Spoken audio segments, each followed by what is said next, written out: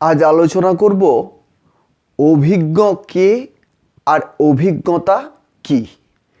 তাহলে অভিজ্ঞতা বলতে বোঝায় অভয়যুক্ত গমন ক্ষমতা বা অভয়যুক্ত যে গম্য ভাব, সেটাই হচ্ছে অভিজ্ঞতা।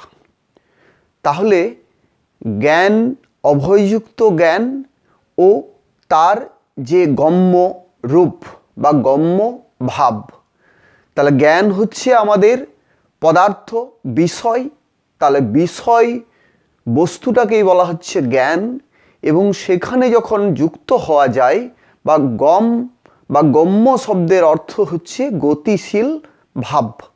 তাহলে এই গতিশীলতা কার রয়েছে? চিৎশক্তি বা চৈতন্যের রয়েছে। তাহলে একমাত্র চিৎশক্তিই জ্ঞান লাভ করতে পারে। কেমন জ্ঞান লাভ করতে পারে? চিৎশক্তি অভয়যুক্ত জ্ঞান লাভ করতে পারে। তাহলে একটা মানুষ কখন অভিজ্ঞ হয়ে ওঠে? যখন সে অভয়যুক্ত জ্ঞানের সমগ্র ভাবকে উপলব্ধি করতে পারে। তাহলে সমগ্র ভাব অভিজ্ঞতা। সেখানে সমগ্র ভাব কোত্থেকে আসছে? সমগ্র ভাব বলতে বোঝাচ্ছে প্রকৃতির গুণ, চিৎশক্তির গুণ এবং আনন্দের গুণ। এই তিনটা গুণকে যখন মানুষ উপলব্ধি করতে পারে, এই উপলব্ধি তাকে কি করে? অভয়যুক্ত করে তোলে।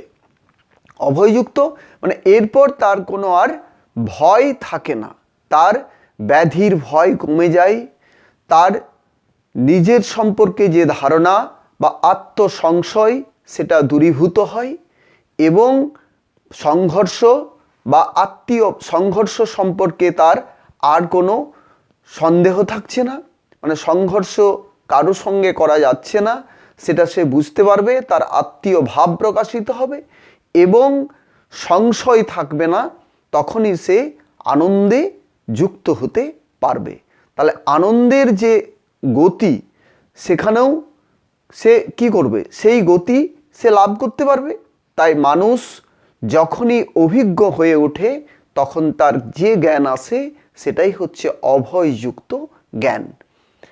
তাই অভিজ্ঞতা এই শব্দটি অনাদি অনন্ত কাল ধরে রয়েছে এবং এই শব্দের যে ব্যুৎপত্তিগত অর্থ বা এই শব্দকে যদি মানুষ সঠিকভাবে উপলব্ধি করতে পারে বা বুঝতে চায়, তখনই মানুষ বুঝতে পারবে যে ত্রিসত্যের একটা যদি ছিন্ন হয়ে যায়, তাহলে তার অভিজ্ঞতা ঠিক হয় না।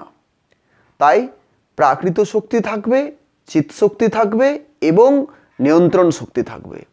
যে কোনো ক্ষেত্রে যদি এই ত্রিশক্তির একটা বিচ্ছিন্ন হয়ে যায়, ত্রিসত্যের একটা বিচ্ছিন্ন হয়ে যায়, তাহলেই কিন্তু সেই শব্দ বা কোনো বাক্য সেটা আর যুক্তিযুক্ত হলো না, সেটা যুক্তিহীন হয়ে যায়।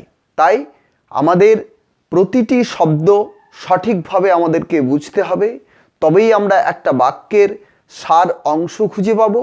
এবং বাক্য যদি আমরা সঠিকভাবে বুঝতে পারি, সঠিকভাবে উপলব্ধি করতে পারি, আমাদের এই উপলব্ধি করার পর আমাদের আসল সত্যের প্রকাশ আমরা নিজেরা অনুভব করি এবং আমাদের এই উপলব্ধিতেই আমরা নিঃসন্দিগ্ধ হই, সন্দেহ মুক্ত হই। তখনই আমরা সমগ্র ভাব বা সমগ্র যে বোধ সত্যের, সেটা আমরা ঠিকভাবে উপলব্ধি করতে পারি।